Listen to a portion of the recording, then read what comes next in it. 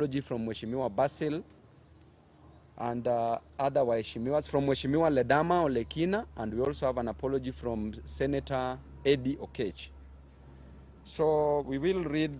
this, and we'll also give you a way forward on how we will be working as Team Ground moving forward. Our fellow citizens, let me once more start by expressing my solidarity with the Kenyan youth and families who have lost their lives, sustained injuries, been abducted, or whose loved ones have been calling for good governance of their country. We are making this address in response to the many phone calls, text messages, social media uproar, and direct requests to us by distressed Kenyans who feel the political class has abandoned them after the recent constitution of a new cabinet by President Ruto.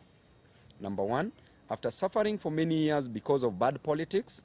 poor governance, corruption, and incompetence in the management of the affairs of their country, the Gen Zs and millennials of Kenya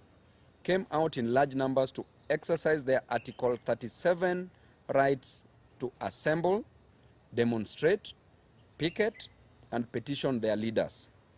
In this bold move, they outlined the issues they wanted the president to address to reduce their suffering and to create opportunities for them.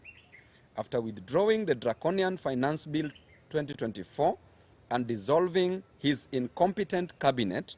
President Ruto promised that he would engage in an open national dialogue to listen and get the issue at stake with young Kenyans before forming another cabinet.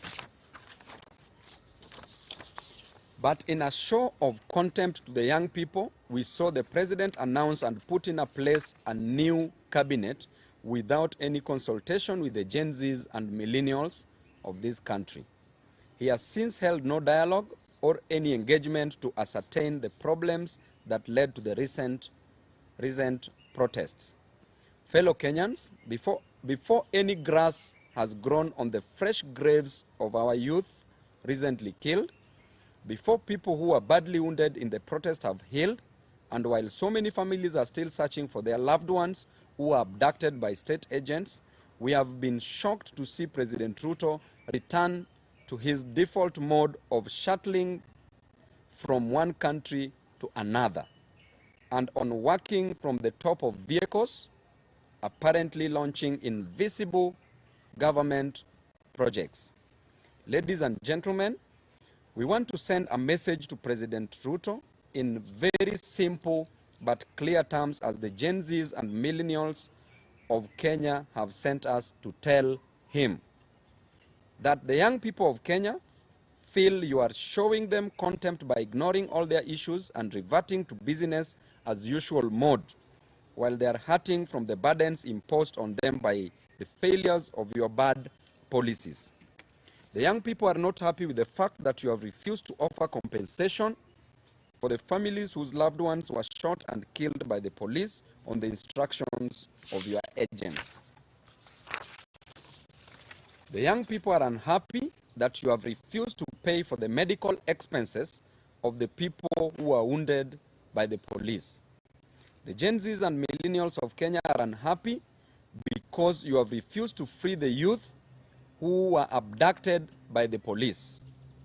and you have refused to drop the trumped-up charges against the peaceful demonstrators who went to the streets to ask for good governance of their country. The young people are shocked that you have refused to drop the new funding model of college and university education, which is forcing them to drop out of college. The young people are asking you to show them the practical steps you are taking to create jobs in Kenya to pull them out of this high unemployment. Mr. President, the young people are asking you to take immediate action to lower the high cost of living that is driving them crazy. The young people of Kenya are asking that you show them the reforms you are proposing to address corruption and looting of government resources by people who are under your direct supervision. They are asking that you show them the reforms you are undertaking to improve the competence and quality of your bureaucracy to enable the government to be responsive in service delivery and development. Mr. President, it is a matter of just a few months, and another finance bill 2025 will be facing Kenyans again. The young people of Kenya are worried that on March